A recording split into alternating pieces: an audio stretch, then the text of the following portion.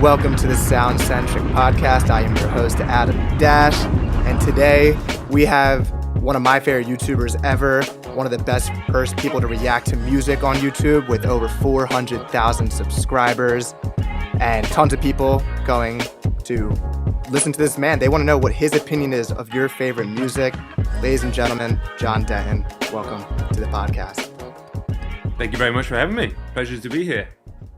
Man, like this is really exciting. I feel like since I was in high school watching like people like you, Sean C, Fantano, and now Turning the Tables, which I know you've had a hand in helping them. But it's awesome, and I think you are so great at being able to express your opinion, and always even if it's a negative opinion, in a positive way, which I think is such an important thing in hip hop, because the discourse, and it's the same thing with sports. It might just be social media right now, that it's always such a negative, hard hitting thing, and people can't just. There's nuances to having a negative opinion, which I think you express really well. Thank you. Especially when it comes to music these days, now it's essentially free, right? I mean, you can watch it on YouTube with ads and listen to one of the streaming platforms with ads if you don't actually pay for it. But compared to you talked about being in high school, you made me feel old. But back when I was in high school, obviously you were buying CDs and cassettes. So the investment literally was serious on music. Yeah. You couldn't just take a chance, but it was a chance. You know, that was like the only record I'd be able to buy that month, probably. So now because it's free, I don't feel like I'm doing any sort of buyer's guide when I talk about music. So I don't feel like if an artist produces something of a lower quality, I don't feel that they're trying to rip anybody off. Do you know what I mean? It's different to when it's a product that costs money. And so in that respect, I'm always trying to find what it is in a song that the artist was intending to do. And if it's an artist that I don't particularly like their music, or I can't get on board with their music, or it's not my cup of tea, I'm at least trying to understand what it is about that artist or band that other people, their fans, like. And there's been plenty of times, so many times, whether I was doing this on YouTube or before, where there'd be an artist or a band that I didn't get. I'd hear something, maybe I'd read a good review or listen to a recommendation from somebody else. I'd catch something, some little sentiment that they mention, and it made me reevaluate what I was listening to, and I'd be able to catch on to the same frequency.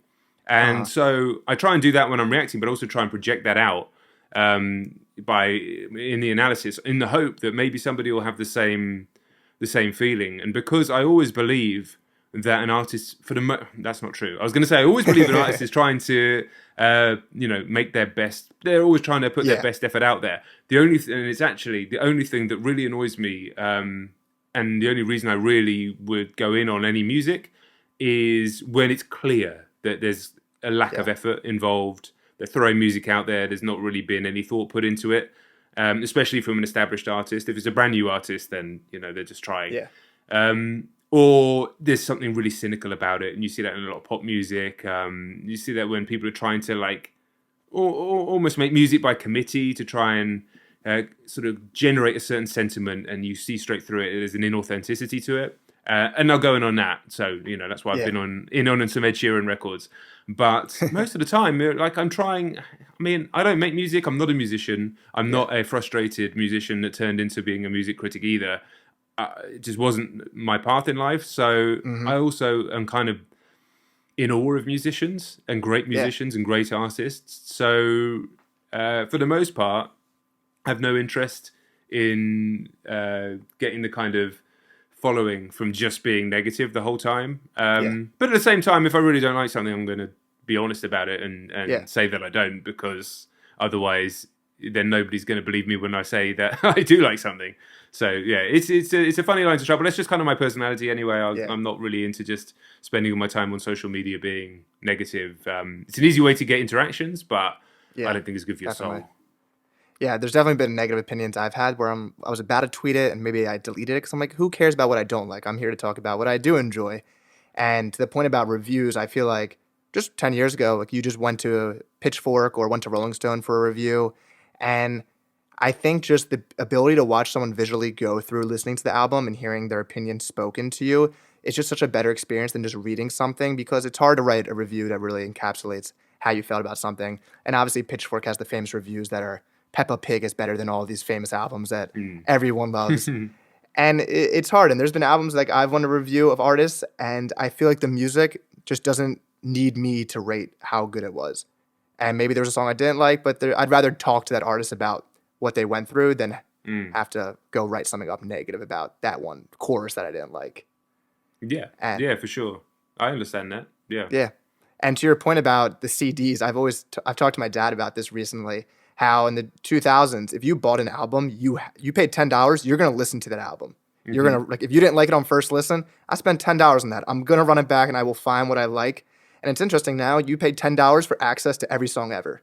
Yeah. And that's why it's so hard. It's like if I don't like it on first listen, if I don't like Insano on first listen, I'm gonna go to the Boldy James project. Yes. Because I can get that for what is it, 5 cents based on Yeah. how much music I listen to. So it's interesting how that's shifted. Yeah, for sure. If I'd bought Insano, I mean, I'd be a little upset. But if I'd bought Insano, I'd be forcing myself through it plenty of times to try and get as much out of it as I can. Yeah. And it's interesting because obviously I've been like when I went through my 90s phase of listening to 90s hip hop music, I'm listening to it way after there was already nuanced opinions about it. And I know big thing on your page is reactions, and you were obviously going through all of hip hop and all the major albums. And it's so funny to see what songs weren't liked when they came out, but I don't know those opinions. So famously, like "Change Clothes" by Jay-Z is apparently a hated song produced by Pharrell. I didn't know that. So when I listened to the Black Album for the first time, I'm like, I love this song. And it was so funny seeing that, like, oh, that's not a liked song in Jay-Z's catalog. And I'm sure you've experienced that through going through your hodge of music. So do you mean like songs that I've gone on to discover in the last 5 years doing reactions, and then they weren't necessarily popular from the back catalogue? Yeah, like you loved the song when you reacted to it, and maybe someone was like, that's the worst song of the album. Like everyone hates that Jay-Z song, and you're like, really? Like that's so funny because 20 years removed, I think that's a really good song. Yeah, it's more the other way around, to be honest. Really? Okay. Yeah, like I haven't connected, certainly on first couple of listens, with some of Drake's like classic R&B cuts from Views. Same. And I appreciate a Marvin's Room, but like I think, how old was I when I first heard Marvin's Room? 38. I'd been married for 10 years, 2 kids. Like I'm not in the position where that is going to connect. Me at 16 hearing Marvin's Room, very different, I'm sure. So I appreciate what it is, but I'm like, this is no relevance to me whatsoever. And musically, he's to me made much more entertaining, much more captivating songs. So it's considered a classic from his back catalogue, but it's like it did nothing for me, absolutely nothing for me. And same with I think Fire and Desire, stuff like that. So yeah, it's more been the other way around. People are like, how can you not like that? But it's just music affects people in different ways. At different times in lives as well. So sometimes as an older guy, it can be a little harder to relate to music that really connect. A lot of these albums that I've listened to in the last 5 years, reacting on video, are albums that meant a lot to people over the last 10 years that I missed from. And people get to a certain age, it seems to be about 26, and their music taste freezes. And there's a lot of reasons for that. And, life, work, family are the main ones. And you suddenly hear an artist or a band that is basically being enjoyed by 15-year-olds at a time. It doesn't make any sense to you. So your instinct's like, fuck all this. This is shit. And you hear that all the time. And that's when, like, it's happened in hip hop like 2 or 3 times now. Like the old heads didn't like the new stuff. And now the people who like Cole, Kendrick, and everybody are becoming the old heads. So they don't like hip hop's dead. Yeah, the cycle just keeps going like that. So there are songs that I've heard at, in my late 30s and now early 40s that just aren't going to work for me as if they would have had I heard them when I was, an angst-ridden teenager. Yeah. And much like there's plenty of songs that I loved as an angst-ridden teenager that I can't listen to at all now. Like I used to be a big Limp Bizkit fan. And I'm always honest about that because when I hear some of the artists that people love now, and I'm like, I can't listen to this. And I'm talking about like a Ken Carson or somebody like that who's really doing I don't well get now. It either.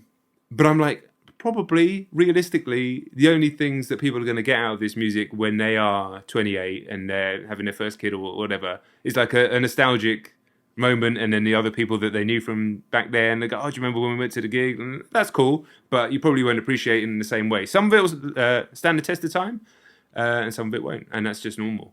Yeah, an opinion that I keep locked up in my head, but I'll share it right now, is that listening to the Carter 3, years after it being people's favorite album ever, I don't like the beats on it. I don't like Lil Wayne's beat selection. I know he is one of the best rappers ever, but it's interesting going back to it, my first listen being 10 years removed. I'm like, I don't like these beats. They sound like 2000s beats, and I'm just not gonna necessarily get into it. Well, that's it. I mean, that's a wild opinion, but you know, that's. But I listened to the Carter 3 when it came out. That is one of the ones that you know, that came out just before I crossed that age threshold for one. Yeah. And that was just one of those ones that made it through. It was the only Lil Wayne album I'd heard at the time. I hadn't heard anything before. It was like a friend in a place where I worked said, you should listen to this, and I just fucking loved it straight away. But it definitely, production-wise, has aged. There is that sort of specific sound that's just prior to the kind of backpack era, I guess you'd call it, that I kind of like it from a nostalgic point of view, that sound. Lil Wayne, definitely. Very, very early Drake, I guess.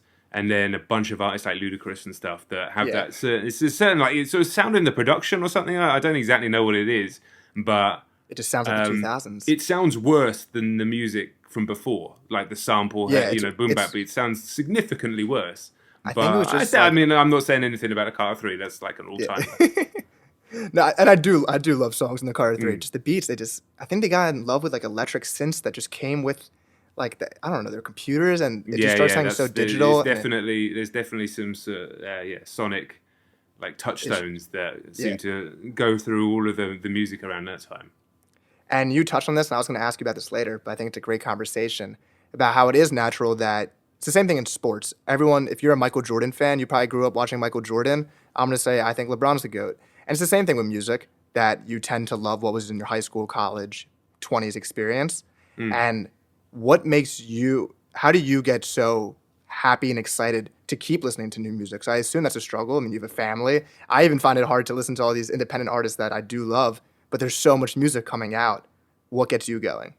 Well, I think these days, because it's become my job, and I kind of got to, but it was really exciting, to be honest, at first, because my music taste had effectively paused, and so many people were like, how have you not heard Take Care? How have you not heard, you know, whatever album that's absolutely massive for a generation slightly younger than mine? And it's like, well, that album came out literally the same year I had my first child, and if you think that I was searching up relatively unknown Canadian rappers then, like, I mean, I hadn't slept for a year. Like, it just wasn't in my world at all. And also, I think it's 2008, I left work to become self-employed. So I've worked basically from home since then. So I didn't have that environment of being in an office with people and sharing stuff. That was a reason I discovered a lot of music from working with different. I think that's kind of normal anyway. But what drives me to it? Well, what drove me to it then? We started in 2018 with the reactions. Is hearing a bunch of this music, some of which I kind of knew that I would like because, you know, it was like I'd heard some Kendrick Lamar beforehand, so it didn't surprise me that I went on to really like Kendrick Lamar. Yeah. I'd heard some Drake tracks on the radio. It didn't surprise me when I went on to go and enjoy Drake's music, Cole, etc. I think I'd heard one Cole song beforehand. Anyway. Hold on, let me catch my train of thought. Cut this bit out if you want. What was the question again? I'll get back to where I was. Just like finding the excitement of listening and finding new music. Yeah. So what was really surprising in 2018 when we started getting recommended, we did Logic first and then Kendrick, Cole, whatever. Yeah. And then people are like, you need to listen to XXXTentacion. You need to listen to this. I mean, it's just been relentless ever since we started with recommendations. But we kept listening to these artists and being like, wow, there's something here that harks back to some of the music that we liked, particularly me, from the 90s. Like, there's a sort of through line from Kurt Cobain to XXXTentacion sonically, which really surprised me. And it's like, we learned that a lot of these artists had been somewhat influenced by music that was very important to us, that we'd grown up with. And, you know, I was a hip-hop fan. I just had limited hip-hop knowledge as well. Mm-hmm. So it was really interesting. It was really exciting. It's like, man, there's all of these amazing albums, whether it's Cole, whether it's, like I said, Drake, and obviously, since I've been on my own, The Weeknd, Mac Miller, you know, the Travis Scott, the stuff that's the top viewed on my channel, that I would have I mean, there's certain things I wouldn't have missed out on. Obviously, I'd have heard some Weeknd songs and things, but could have missed out on had it not been through this journey. And because of that, I always work with the assumption that that's going to happen again. There's going to be more artists coming through, whatever genre, that still speak to me. And I implore people as they get older, and I'm going to be speaking on video and writing about this forever, to not just cast aside all of the art of the younger generation. And I'm talking beyond music there, because you really are. I mean, my mum was telling me, my mum's a big music fan, and she's in a, she'll kill me for saying this, but she's in her like mid-60s now, and she still listens to new music, so it's something that I've kind of grown up with anyway. She's always trying to find like new singer-songwriters. She loves it. Was it Noah Kahan's the new guy that blew up the Stick Season song? She's always. I was like, have you heard this? She already has, even at 66, whatever she is. But one of her friends, who's the same age, says, I think the quote was, "No good music's come out since 1978," which is just the most insane. I mean, that means in my entire lifetime, I was born in 82, there has not been a single good song, according to that guy. I mean, I think probably he was being slightly facetious with that statement, but he refuses to listen to anything past that year. And it's like, you've just missed out on everything. Now, nobody's expecting him to spin Destroy Lonely anytime soon, but like, that means he didn't listen to Nirvana. That means he didn't listen to, like, I don't know, classic music from the 80s. There's so much. The Smiths, like, it's just it's a crazy comment. But people get like that. People my age now that are in my normal life, like other dads on a school run, people from the gym, they don't listen to new music. Like, it's just, it doesn't exist to them. They don't even know who the artists that have been around for a decade plus are, let alone who's coming through in 2024. Super common, and I implore people, notice it, because it will happen. It happens to everybody, seemingly. Notice it, and then make a concerted effort. It doesn't take much effort now with Spotify, with YouTube, with channels like mine and podcasts like yours, to find something that you might like, and then you can start bouncing off that. You don't have to learn everything all at once. Maybe people get overwhelmed. We go, okay, I need to know everything for the last 15 years. And that's kind of what I'm like. Which is good and bad. Good because it makes you do a YouTube channel. Bad because it can be a bit overwhelming. But if you'll find something, you'll find something. You will. I mean, a good mate of mine who's almost as old as me, paused for a while, had kids, and now he's really getting back into like the new UK sort of post-punk, post-rock scene, because it's amazing. And most of the fans of those bands are in their early 20s, and we're not. But it doesn't matter. The music is the music, right? Yeah. It's the most fun thing, finding a new song and sending it to a friend, and they actually like it, and you're like, yes, I got taste. It's a risk. It's a risky move. Because, when they don't answer, it sucks. Or they don't answer, or I'm terrible. My friend, he says it's the same friend. He sends me music all the time, and like, I just always want to say that I hate it, even if I like it, just because, I don't know. It's just to be horrible. I know you mean. And it's funny because it's the same thing with my experience of listening to like J. Cole mixtapes and Logic mixtapes when I was in high school. And it's funny because that was my introduction to 90s rap. It wasn't 90s rap then these mixtapes. It was, oh, what is this beat that Logic's freestyling over? Oh, that's a Craig Mack song? What's that? Or listening to a song like, or listening to Jay-Z now, his catalog, and he says, ugh, nice watch. I'm like, oh, that's where J. Cole got that line from. That's so interesting. And that's why it's been so fun to me. It's like finding little Easter eggs in rap music. And I don't know, it gets me so excited. Like, oh, that's that Jay-Z line he was interpolating. Yeah, and that's cool. And then you get to go down those rabbit holes. And like, I think because of the way that I'm going on a slight tangent here, but I'll come back to my point, I promise. I think the way we're taught in school, I mean, seemingly American high school is quite similar to British school. Everything's in kind of a linear fashion. You learn from A to B, and then we do this, whatever the subject is. But in real life, we actually learn in a completely non-linear sort of way. And we bounce around from things and then kind of create like more knowledge in our mind and piecing it all together. We don't just have to go in a straight line. You don't have to listen to the first Cool G rap song and then end up at Playboy Carti. Like you say, you can hear this and then there's a sample from there and that takes you here and then that takes you there and then that was from a classic rock song from the 70s, like, and then you end up at that happened to me. The Public Enemy did He Got Game, which is old now, And that had a sample from Crosby, Stills, Nash and Young, which my mum grew up listening to. We saw the video at the same time. She was pissed off because I don't know why. She thought they were ripping him off or something. That's how people thought about sampling back in the day. Yeah. But it made me go and like find like that song. I was like, oh, that's a really good song as well. And then kind of bounced off there. And then, and that never ends. And that is also the way I consume everything these days. So I think you just gotta open the first door and just let it in. And some of it will stick, not all of it. And some of it will be shit as well. Yeah. But that's fine. I think before we get into the playlist title, one last comment on this. It's interesting that there is this like slight, people get really angry when you haven't listened to an album before. I'm sure you've experienced this. And people are like, you don't have the right to talk about hip hop if you never listened to this song, which makes no sense.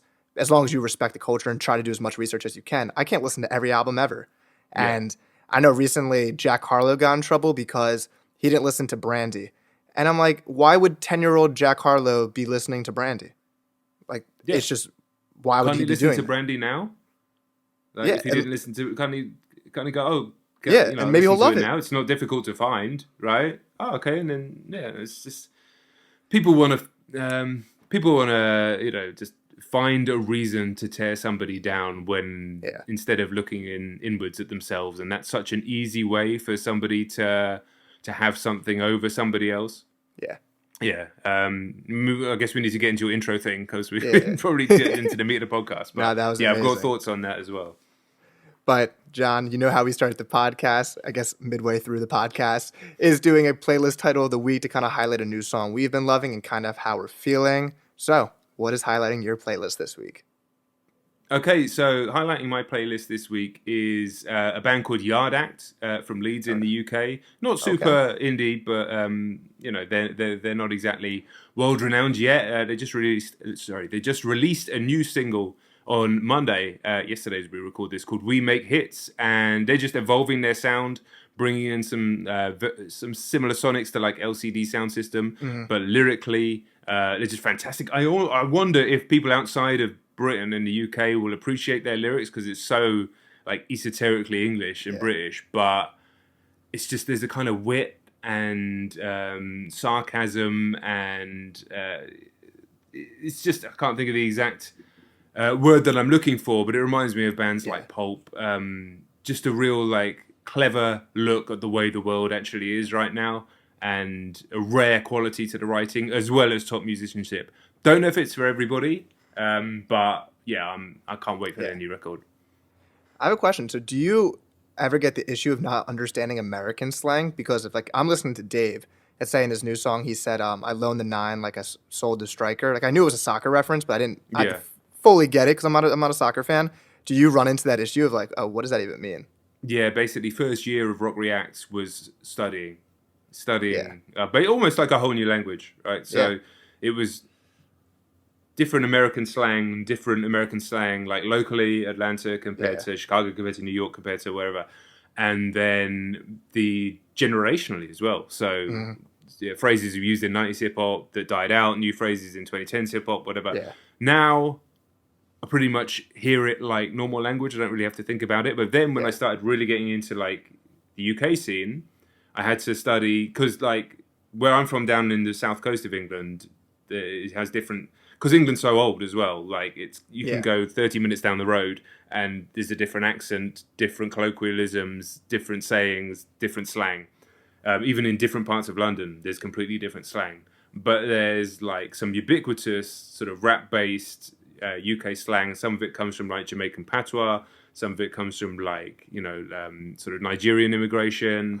It's just, it's such a melting pot in London anyway. And so I had to learn all of this stuff as well. Completely new slang.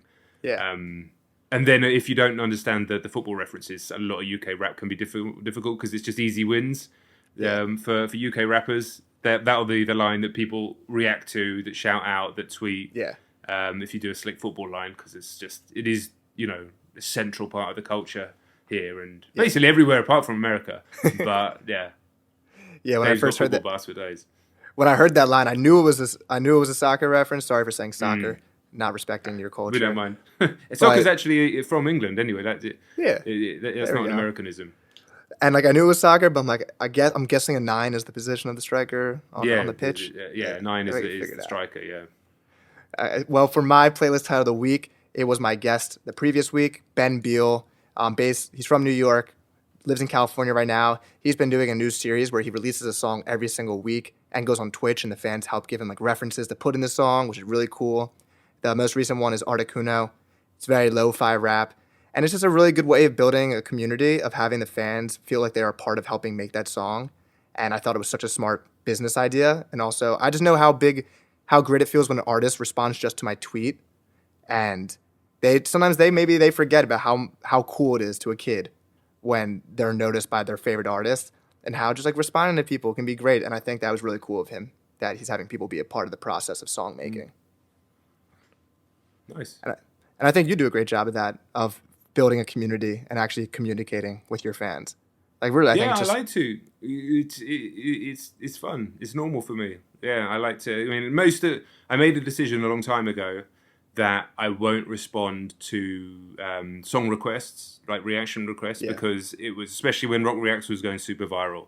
It was literally on every single thing that I wrote would be, and I was like, I have to make a sort of line in the sand. Like, I'm not going to respond to any of these. But normal stuff is so, people often DM me or sort of reply to me nice things. I try and get into the YouTube comments a bit, but YouTube comments can be because it's quite often not from the fans as well. Like it's weird to say fans, but like people who follow me from the community, they tend to speak to me on Twitter, X, places like that, are much more inclined to see that and chat. But yeah, it's super normal. Like I'm a fan of people. Do you know? I always say that's the mindset I have. I'm a fan of people too. I'm a fan of creators, loads of creators. I'm a fan of podcasters. I'm a fan of all sorts of people. So it's super cool if you can get a reply or a conversation. And it's normal. Most people are pretty chill and nice when they reach out. So I recognize loads of names that have been following me for years now, which is That's awesome. That's sick. I remember when I was like 14, I tweeted at Logic, like, it's my birthday, and he wrote happy birthday. And I was like, what the hell? Logic That's just said cool, happy right? birthday to me. Yeah. I think I posted on Instagram. I was like, I'm him. Like, that's me. Yeah. I got Good. Logic. Yeah, but that's real though. That's like, it's good for artists, I think, as well, to hear stories like that sometimes, because it can, I'm sure, be quite relentless with if you're so big that you can't go out of the house without being swarmed. I'm certainly not. I don't have that problem. But I think it's really important for them to hear stories like that, just to remember what the impact that they can have, and when it can be a bit exhausting sometimes, that how much it can mean, and if they can put themselves in the shoes as well of what it felt like back then. We couldn't back then when I was young reach out to famous people in the same way that we can now, but I still have that, man. Like, even if obviously I've had some amazing interactions in the last 12 months with very famous people, but even people that just content creators of similar size or smaller than me, if they reply to a DM when I'm reaching out, it still feels good. It feels cool. Yeah. Well, as we start 2024, we're in the second week. This will be the third week by the time this comes out. What are your most anticipated albums for the year? I could list, there's a bunch. I mean, Playboy, I'm not a Playboy Carti fan, but that seems to be the biggest thing on my Twitter feed right now. All these releases. We just got the Kid Cudi album that I'm not the hugest Kid Cudi fan anymore. That used to be like soundtrack to my life, my goat. But who are you? Who's Jon Denton excited for? So I've been saying this at the beginning of every year. If Frank Ocean releases a record, I'm there for it, obviously. In terms of stuff that we know is coming out, slightly sidestepping from hip hop and R&B a little bit. Already spoken about Yard Act. They've got a record coming out soon, and Idol's new album is coming out soon. That's going to be produced again by Kenny Beats, and they're just a powerhouse. Almost everything they've put out has been top tier. So in terms of the near future, excited for those. In terms of for the channel, like, I'm interested in the Carti album. Listen, I've done some fun and popular reactions to his music, but I think the audience knows that I'm not listening to Playboy Carti all the time, like in the same way that they are. I think I'm pretty upfront about that as well. But he is an artist that I appreciate, that he has some sort of magic that people connect with. And there are other artists that do amazing numbers as well that appeal to a young audience, like NBA Youngboy, that I just think, there's nothing here for me. There's nothing here for me. But Carti has a kind of punk aesthetic in his simplicity to his music that is almost so like willfully. It's so willfully like anti-true art. Like, I mean, that sounds like really unfair, but like I said, I reacted to his latest song today, and I was like, lyrically, this is like true. It's awful. Like, let's not pretend that it's anything but awful. But it's not trying to be anything but awful. Yeah. But he has some sort of magic that connects people to his music, and so in the times where I had a few drinks, I don't drink anymore, but on the previous albums, I had some drinks and just let the music wash over me, you know? Yeah. Don't try and judge it too much. Don't try and analyze it too much. And when I've done that, I continue to kind of carry that with me with his music. And I think I just have positive feelings around him as an artist because, do you know, it might just be because every time I react to his music, I get loads of views on YouTube. And then there's some of his fans appreciate there's some old boy from England that kind of, you know, is co-signing what was important to them. And that's a nice feeling as well, where, you know, somebody older or somebody who's been around is like, getting you know, you feel seen when you're young, right? Yeah. There's somebody out there. You do. I remember that feeling as well. So I think that's part of it. So I'm excited for the album, but not because I'm going to listen to it loads or probably much literally outside of the reaction. That might upset some people, but I think I've been upfront about that. But I think that's going to bang on the channel. And then of course the main one, number one, assuming it happens, there's been teases and rumors and noise and suggestions. You know, if Abel does a new album this year, then that is going to be an absolutely massive video for my channel. I can't wait to hear it. And just the general buzz around an album of that size, that scale, that scope is really exciting to be a part of as well. Just the entire community buzzing at the same time. So Sick. That one. I think such a cool part about music is that we all listen to it and hear different things. Some person might be focused on the drums, someone might be focused on the ad-libs, some might be focused on the words. And that's why I'm not a Playboi Carti fan necessarily, but I had a content creator named Bryce Fitz on who was a big Carti fan. So I was really excited to hear, like, what do you listen for? And for him, it's like the ad-libs. Like, he loves that. I'm like, oh, that's so interesting, like, what you look for into it. For me, I went through, like, my lyrical miracle phase. It used to be all lyrics. But then I got into the instrumental and jazzy stuff, and I was studying the jazz music. So I'm like, To Pimp a Butterfly, this is the greatest thing I've ever heard in my life. I heard it differently than when I first listened to it a year prior. I think that's the fun part of hip hop. It's just hearing, or not just hip hop, music in general. Just everyone listens for a different reason. Yeah, agreed. I said that.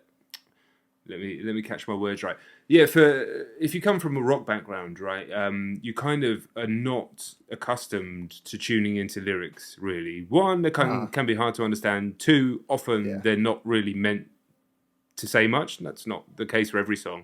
But there's plenty of rock songs out there where lyrically it's just written to sound good to the music. Yeah. And you tend to be locked in sonically to the instrumentals, the riffs, and the combination of everything together. So I think it can be hard for people who come from a rock background. When they start listening to hip hop, they just hear the instrumentals. They can't even hear the lyrics. Like, you can't. Yeah, it's fast. You can't tune into it. Like, So it took a long time to tune my hip hop ear. Even I'd listened to The Blueprint, loads of Kanye, Lil Wayne, etc. from before. Plenty of hip hop over the years.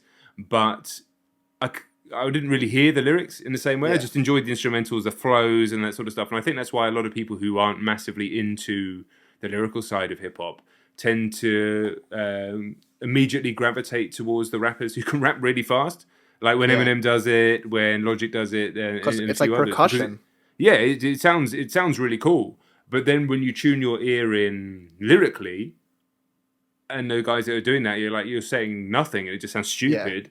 You listen to like Dead End Hip Hop talk about something like that, and they're like, this is just nonsense to me. And then you get those clashes there. But it is, you're just hearing it from you. Sort of, I think it's probably to do with your like reticular activation system, like what you focus on. You are focusing literally on different parts of the music, which is why I've struggled, I think, with some of the crap lyrical music that's coming out recently, because my ears are tuned into what you're saying, and what you're saying is utter shit. And if also what you're saying is not on beat, I can't hear it anymore. Yeah. So I don't know why. Like, I think Carti being on beat is a big plus. Like, if he wasn't on beat, I couldn't listen to it. And some of his label mates aren't on beat either, and I'm like, come on. Yeah. Anyway, that's not what the question you asked, but I think that's part of it. It's an interesting conversation because there's a time and place for all music. So Bryce was like, listen to Whole Lotta Red in the gym. And I didn't. Honestly, I was like, I like that way more than when I listened to it in different circumstance. And I give a quick funny anecdote. I wrote a song about my family and recorded it, showed it to my mom. And she was like, after the song, she's like, Adam, that was beautiful. But like, she's like, I would love to hear a song written about me. And I'm like, that whole song was about you.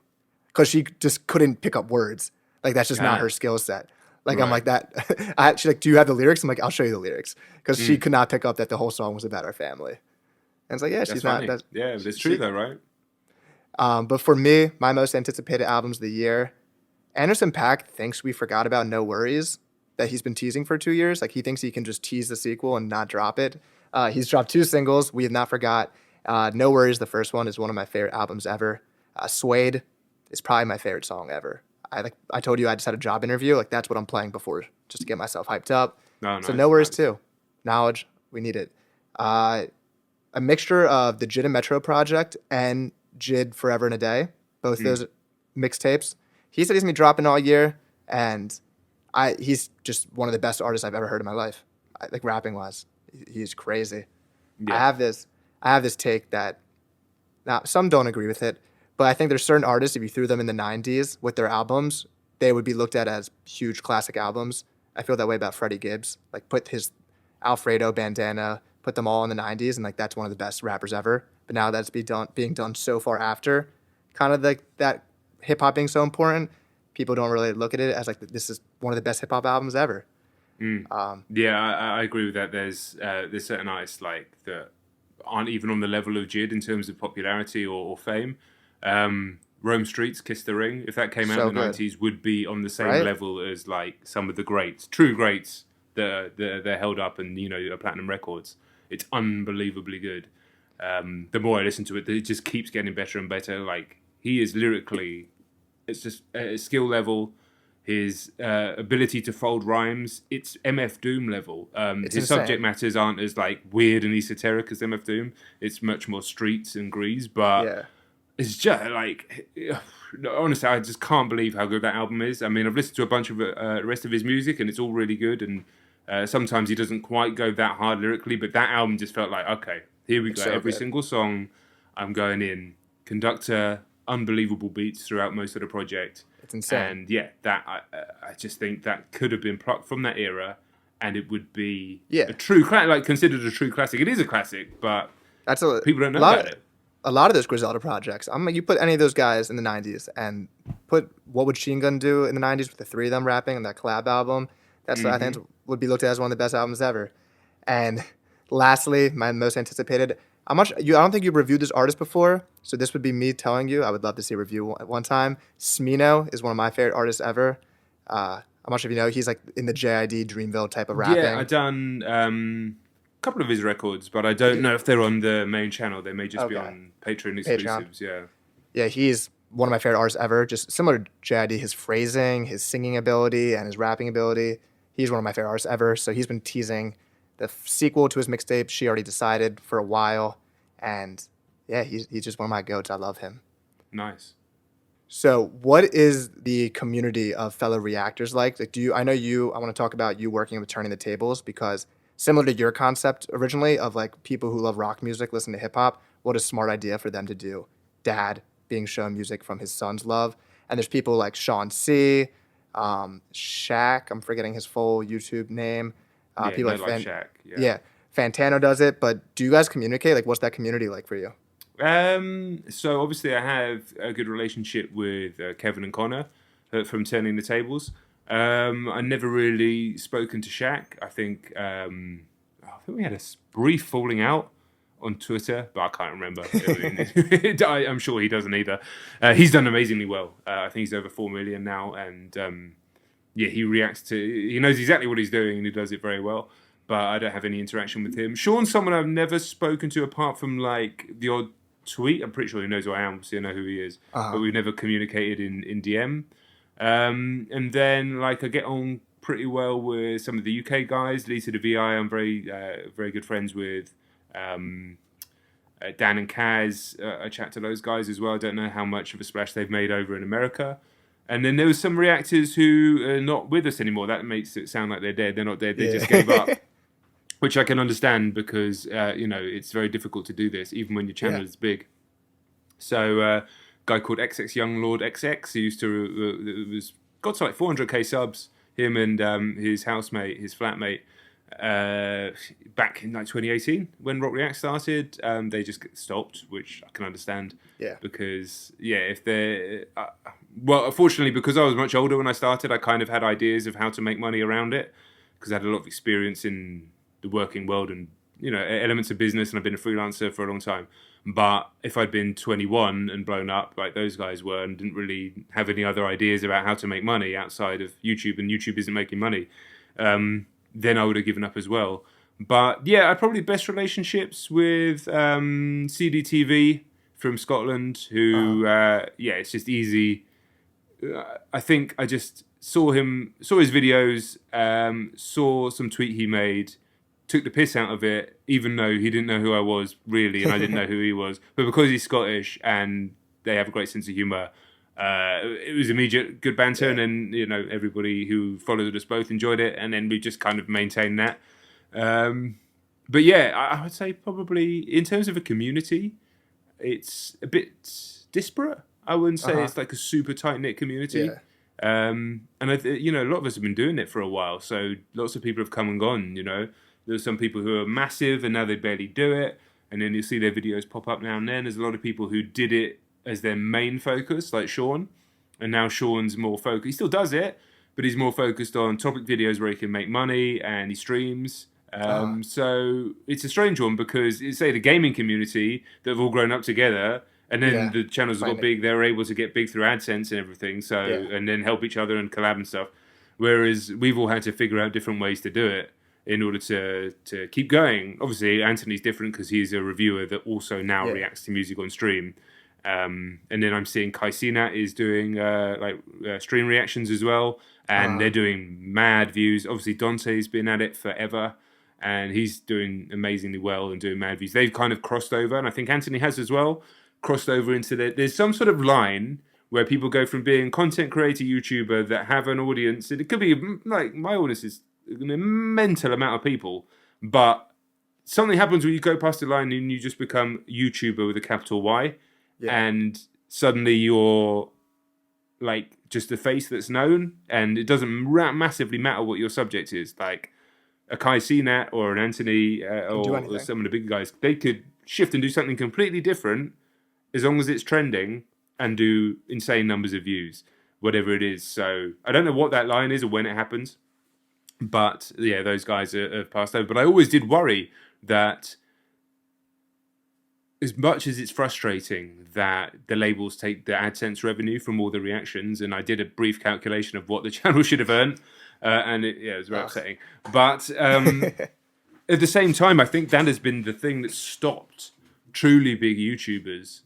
For example, like KSI over here, Sidemen over here, like just massive guys in America, all the way up to a Mr. Beast, from doing what is ostensibly, if you're that big, the audience is just keen to see you listen to the thing. You don't need to go deeper with be analytical and insightful and stuff like that. Like, I haven't watched Kai Cenat's reactions, but like I'm going to back myself in terms of as a pure reactor trying to say something intelligent about every song. I reckon I'm better. I've got way more experience than he doesn't do. I've done over 1,000 videos. He's a way better streamer, fucking extrovert than me. But he's so big that he's getting 3-4 million views on a reaction. But there's a world where every big YouTuber could do that on a big album, a big trending album, and not kill us, because we're still going to have people to follow us, but it will damage us in the algorithm. Because there's a bunch of people who watch my videos regardless, and I love them all for it. But there's a bunch of people, and we're all like this with the content creators that we like, that will not see it on the view page and then just not think about it. It won't even cross their mind, and then the video just doesn't get the same reach that it would. That's just YouTube, and it's nothing that they haven't stopped liking my videos or anything. Everything's exactly the same.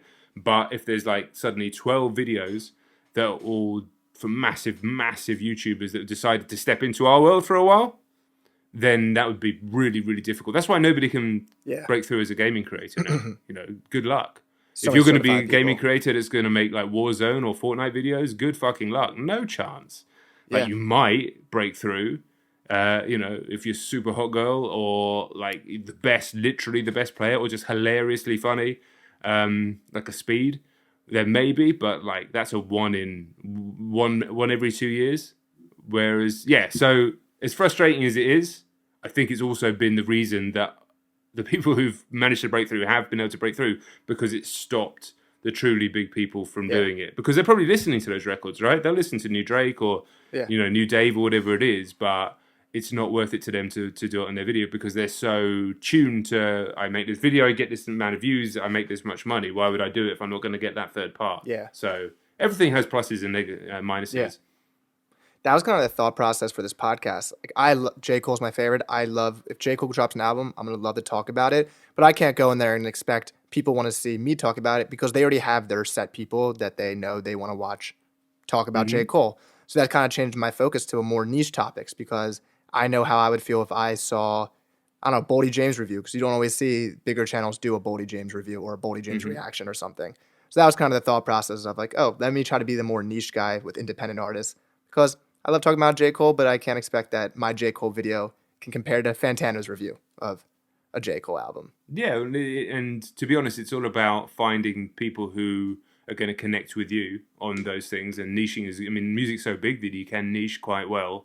Yeah. And then you can expand from there. And it can get to the point where people will be going, well, yeah, but what do you think of the new J. Cole record? We want to know that too. Yeah. And then, then you're free and ready to do all of that. But yeah, smart finding an angle. And there's not actually that many of these about music, modern music, video podcasts out there right now. So I think it's a smart move. Awesome. Thank you. Well, when it comes to communication with the labels, have you ever done this or thought of this, of doing a partnership with them? Because in some cases, you might be bigger than an artist that you are reacting to, and there could be a nice partnership between, let me monetize off of reacting to your music, but I'm going to get you exposed to so many people who would have never heard your music. So it's an interesting one. I get reached out to a lot to cover artists all the time, like every single day. And then I also get reached out to by labels to do paid reactions for stuff that I wouldn't necessarily cover. And my mindset is, because I come from journalism and I come from magazines and stuff before this, it's a slippery slope. Like it may be harmless and it may be fine to do it at odd time, or you may say, oh, okay, I'm going to do it, but I'm going to still be honest about the music. But it's a slippery slope, I'd much rather not do that and remain authentic. And so when I say something about an artist or a band or music or any other topic, that people know that it's not in collaboration with the labels. Now, if it's a situation where a label's going to reach out and go, the new whoever's, I'm not going to say anybody specific, but like our big artist is releasing an album on Friday, basically speaking to me like they would a Pitchfork or a magazine back in the day. Here's the pre-release on Tuesday. Here's the embargo to release. Like, that'd be great, because then I wouldn't have to fucking do it on the Friday, and I could work like that, and that's fine. That's a professional relationship. But in terms of working directly in partnership with a label to get an artist exposure, it's not my job to do that. It's my job to speak and be honest and speak for the audience. And hopefully a good byproduct is that it gets artists exposure.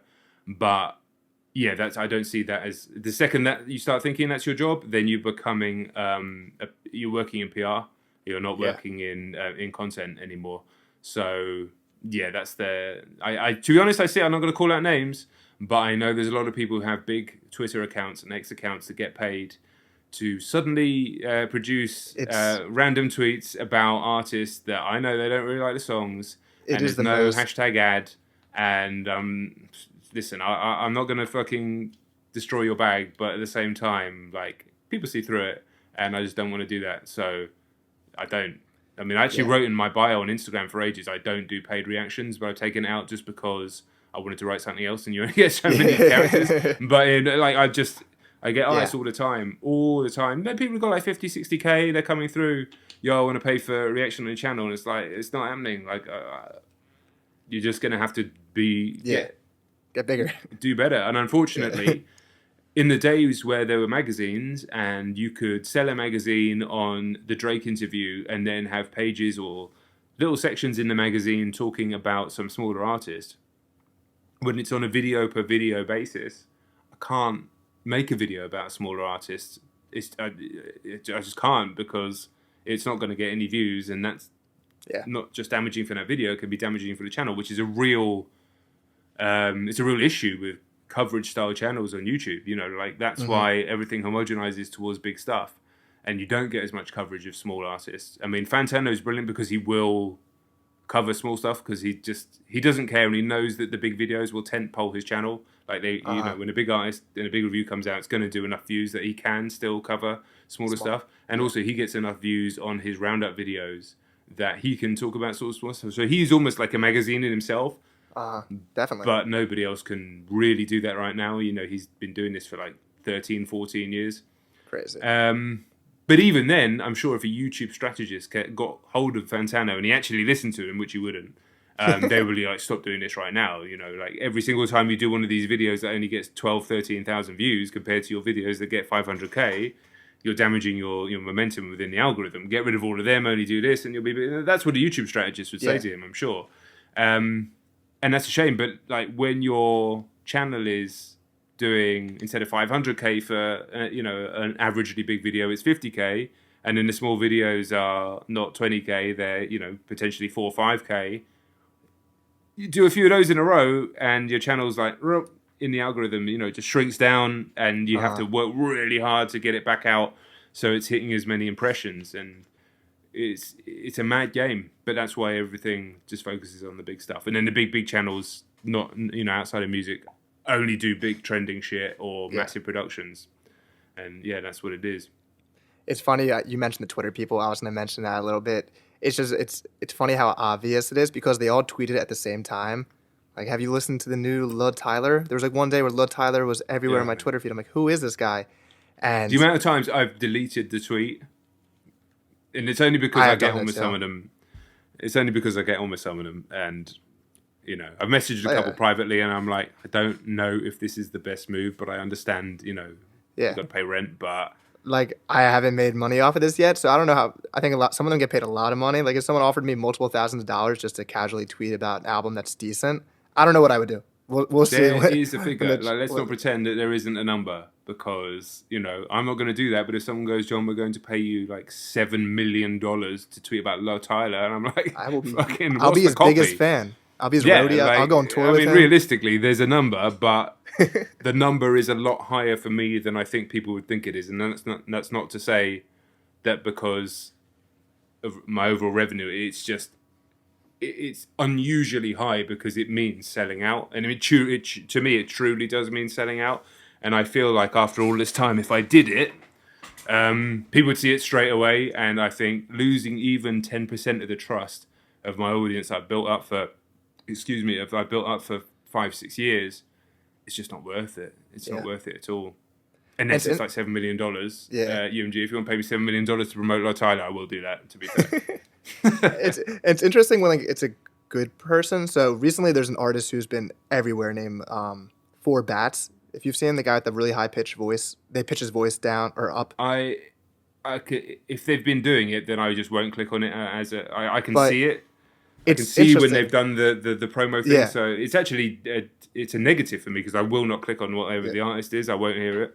But yeah, sure. It's interesting because it's actually a good song. And then yesterday I saw he's talking to Kanye, and I'm like, this is a crazy. I saw that. I saw that he was talking to Kanye. Yeah. He only has 4 songs out, and they're like a minute and a half long. And I'm like, on one hand, like, it's annoying that all these people tweet about it, but like, it is good music, and it's insane how fast this person went from just dropping 4 short songs to like talking to Kanye. Yeah, that's wild.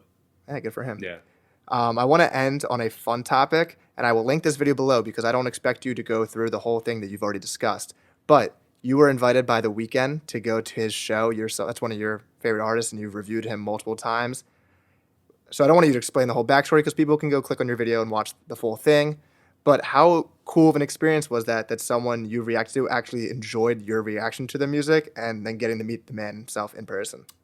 Yeah, well, I mean, one of the the maddest things about doing this pretty much since the beginning was some of the artists seeing and reacting to the fact that we'd reacted, or speaking about the fact that we'd reacted to the music, and then me on my own reacted to the music, and massively gratifying whoever it was. I think the very first person who acknowledged what I was doing back when Rock Reacts was a channel was JPEG Mafia. I think he maybe knew who my partner Simon was because he was like a wrestling fan, and Simon did loads of wrestling videos.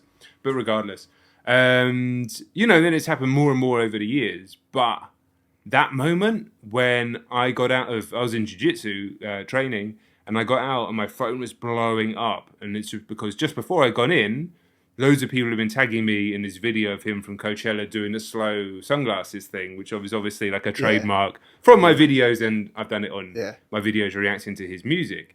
So for a joke, I just say you're a fan, Abel, because I knew that would bang on Twitter. I didn't think he would see that. I was just like, well, that's going to bang on Twitter, right?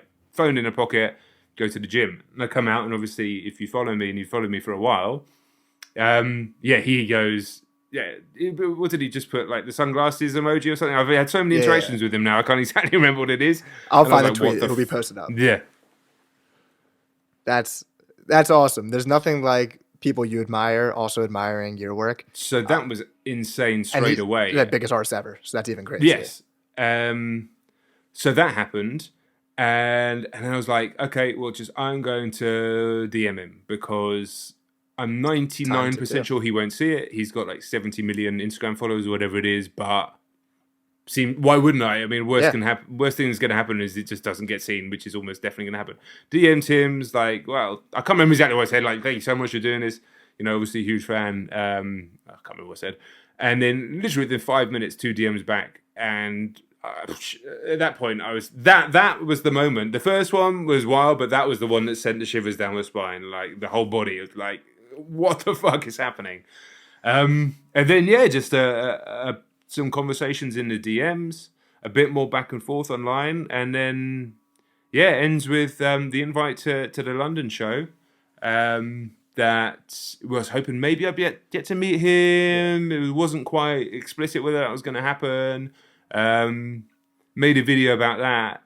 He saw that video, and then it was a video about how because I like to like Trojan horse some like self-improvement stuff in my videos. If you know me, that's kind of the thing anyway.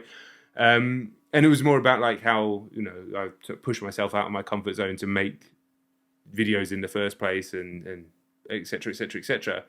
And he loved that. He DM'd me with some hearts about that video, and then was like, "I'm really sorry I didn't get to meet you at the London show, but like, come to one of the other European shows, and we'll make it happen." So I was like, "We've got to fucking go to one of these shows." Time. Like, so we figured it out, which was difficult because obviously I've got kids. Yeah. My wife was coming too, so we had to figure out somewhere that they were going to get looked after, and overnight we don't have family close or anything. Yeah. Figured it all out, got the flights, got over to Paris, and then after I was like still in the hotel room before we were going. I was like, surely it's going to happen. But at the same time, he's about to play a show to 80,000 people in the French national football stadium. Things can change, and ultimately meeting me compared to him being prepared for that show, meeting me isn't important. I get that. Yeah. But it happened, and he was, as I said in the video, impossibly cool, like impossibly nice, impossibly friendly. Like the type of person that if you just met a person like that at a party, or like you were just introduced to someone like that, you go, "Oh, that guy's fucking well sound." Like, and it was the Weeknd, and 30-minute conversation, asking, like genuine back and forth conversation about life, about I was actually explaining to him about the various different stadiums in Europe that some of which he played, and then he hadn't played Wembley at that point, so I was telling him about how big Wembley was and stuff like that. So that was cool. And then the cool videos with the sunglasses and things. And then honestly, me and Nat, my wife, we walked out of there after 30 minutes with them, 25 minutes, whatever it was. And Kate Renata was playing because he was on tour with him. Yeah. And we just stood there like in an absolute daze. And I just have this memory of me and her just kind of laughing at each other. Like, I'm just like full adrenaline for the last 40 an hour or whatever it was, kind of feeling exhausted. And it's like Kate Renata's beats just thumping over the sound system in the Stade de France. And just, I don't think I really came back to life for like 2 or 3 days After that, it was too weird, but it was amazing. And to meet somebody that I've spoken about or to have an interaction with somebody that I've made videos about is amazing. And I've had a few since and before, and I met Danny Brown the other day, which was really cool. Oh shit! But for the number one, for the biggest artist on my channel, the reason my channel is big, and basically, give or take, the biggest artist in the world during one of the biggest tours of all time, for that to be the one where I felt like I fucking completed it now. Like, what am I supposed to do now? Which is why honestly, is actually one of the reasons why I'm sort of branching out and trying some different things. But, because I can't I did the thing. I can't believe it. I was sitting there in this room, this little room that I'm in now, listening to House of Balloons, listening to Echoes of Silence, listening to After Hours when it came out with everybody, listening to Dawn FM when it came out with everybody. And then just a few short years later, being in the room with him because of that, and not only meeting him, but meeting him and he knew who I was. That's the craziest thing. There's one thing meeting a celebrity, getting a photo, that's mad anyway. But to meet a guy of that level of fame and he knew me? Impossible. It doesn't even make sense. It still doesn't make sense, but it kind of does because, those videos, I think the House of Balloons ones are 800,000 views now, which there's YouTube videos that do 10x that comfortably, but that's still a lot of people. Yeah. That is a lot of eyeballs, and it goes to show that every single one of those eyeballs, or 2 eyeballs, can be, somebody mad. Like, it can be the artists themselves or the thing that you're talking about themselves, and, actually might well be because they're quite often tapped in like that. So, that's a big part of my thing, just when people are starting their content creation journey or their creative projects or something, you never know. It's a cliche, but you actually never know. You just spoke about that guy who's done 4 videos and now he's speaking to Ye. It's crazy. Like, it can happen. Yeah. It's no guarantees, but do you know the only guarantee is it won't happen if you don't do it. You don't start. That's the guarantee. It definitely won't happen then. So yeah, that was just proof positive of what can happen when I put the short video out there of us doing the sunglasses, and I just wrote "Nothing is impossible" because it's like, how is this? Gotta shoot your fucking shot. Happened. How is that genuine? How am I doing this with him? But there you go. That gave me chills. Shout out to Abel, the legend. Yes, yeah, always. Yeah, I've planned and daydreamed in my mind meeting J. Cole. Every time I'm in New York City, I'm like, I'm going to see him on a bicycle, and I'm going to do the speech that I've planned my entire life. So maybe if I make enough Jermaine content, the man will hear me out, or Ebe, the head of Dreamville. Yeah, just keep putting it out into the universe, man. That can be your story. Was it Ryan Trahan's story that you wanted to meet Dr. Phil? I'm English, so I didn't even really know who Dr. Phil was, but it was a good video. And shout out Ryan Trahan, the guy's brilliant. But, you make it your story from day one. That's a good story for the channel. Like, you're going to get in a room with Jermaine. I can see it happening. Why not? He seems... Everything's part of the story. He's a cool guy. My college friends have a bet of the over and under and how many years it will take me to meet J. Cole. They set it at 5 years, and they all took the under. From now? From right now. So, we'll see. Yeah, I think that's... We'll see I reckon you can do it in 3. There we go. But is it meet J. Cole at a signing, or meet J. Cole at a meet and greet, or is it meet J. Cole in, Meet J. Cole, I think, through one of my own business dealings, whether it be working in the music industry or doing this and interviewing him. Yeah, I think that's the move. Yeah. I'll give you 3 years. 3 years. So January 24? Let's see what happens January 27. Let's go, baby. Well, my last question, and because I want to give you the space to talk about your new thing, because you started as a writer, being a journalist, talking about video games, and now you are starting your own newsletter to just talk about your feelings on hip-hop and just music that's coming out in general. So, tell us about what we got coming. I think your second one's about to drop might have already came out. It's dropping in, as we're recording, 23 minutes. 23 minutes. So it's actually the third one, because I did 2 in the first week because I was feeling inspired. Yeah. But, I started a newsletter. It's called Hit/Record, although the name may change to something very similar next week because of reasons. But it will be something very similar to that anyway.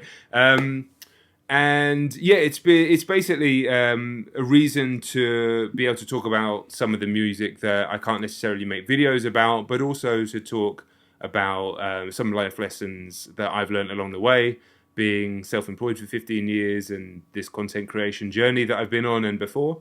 And also, like you say, my background before any of this, before making videos, was writing. I was a professional writer on magazines and then the editor, like the manager of magazines in the world of video games. And I've written about, as a freelancer, lots of other subjects as well, music, film, TV, etc.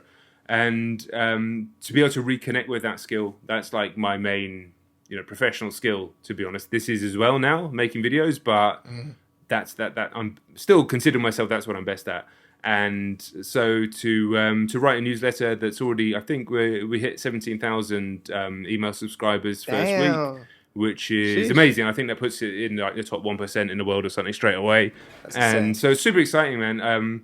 It's really nice to have a creative project that I can get my teeth into. It's been really fun getting back to writing. And I think if people are out there subscribing to newsletters, they should be, because there's loads of amazing ones out there. And it's cool to get something from a creator that you like in your inbox that can be valuable to you, or whatever your interest is, or if you're trying a creative project or whatever. But I will say, and I'm going to be talking about this a lot over the next 12 months, my newsletter is not written by chat fucking GPT. Okay, so a lot of the newsletters, you'll know them. And listen, if your thing is you're a designer or an artist or a cook or whatever it is, and you're not a writer, and you get ChatGPT to write the part around the actual thing you're doing, fine. I totally get that. Like, it's better than if you can't write, get the AI to do it, totally. But if you're selling your writing or your ideas or your strategies as a writer or a coach or anything like that, and you're getting the AI to write it for you, we can see through it.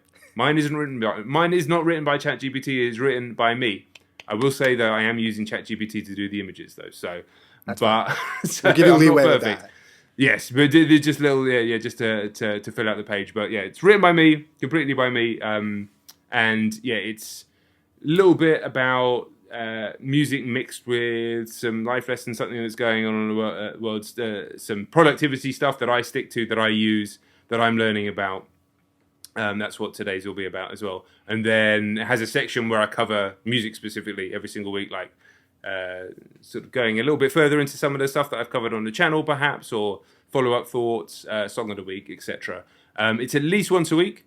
To be honest, I'm enjoying it so much, it may become much more frequent than that. I find I write very quickly because I worked on magazines, so we had to do like we fucking had to go to get those magazines out the door. So I still have that skill, thankfully. And it's at the moment it's at jondenton.substack.com. It's called hit/record. You can find it. I'll be tweeting it out and sharing it everywhere. So it should be fairly easy to find. All you need to do is free, totally free as well. So just check your email in, sign up, and hopefully enjoy it. And that's that, man. Yeah, exciting 2024. I've got a lot planned in terms of just beyond the channel. Channel's still there, but beyond the channel, building out this media empire. That's the plan, 2024. You got me inspired. And where can the people find you social media wise? YouTube is Jon Denton, but Twitter, Instagram. Yeah, Twitter X is same, Jon Denton. I got that username in early. I've been on that platform for so long. Insta's Jon Denton 22. And I was 22 long before Adam 22. That's annoying because people think that I've ripped off him. But I was Jon Denton. I didn't even know who that guy was. And yeah, you can just type in my name, and that it's now what comes up on Google, which is, I guess, a massive win, really. I mean, it used to be some college footballer, and now it's me. So there we go. Well, Jon, thank you so much for coming on the show. If you made it this far into the podcast, please like, subscribe, share it to a friend who loves reaction videos, loves hip-hop music, loves any type of music. I feel like this conversation covered a lot of different bases. But thank you for tuning in to the Sound Centric podcast, and we will see you next time. Peace.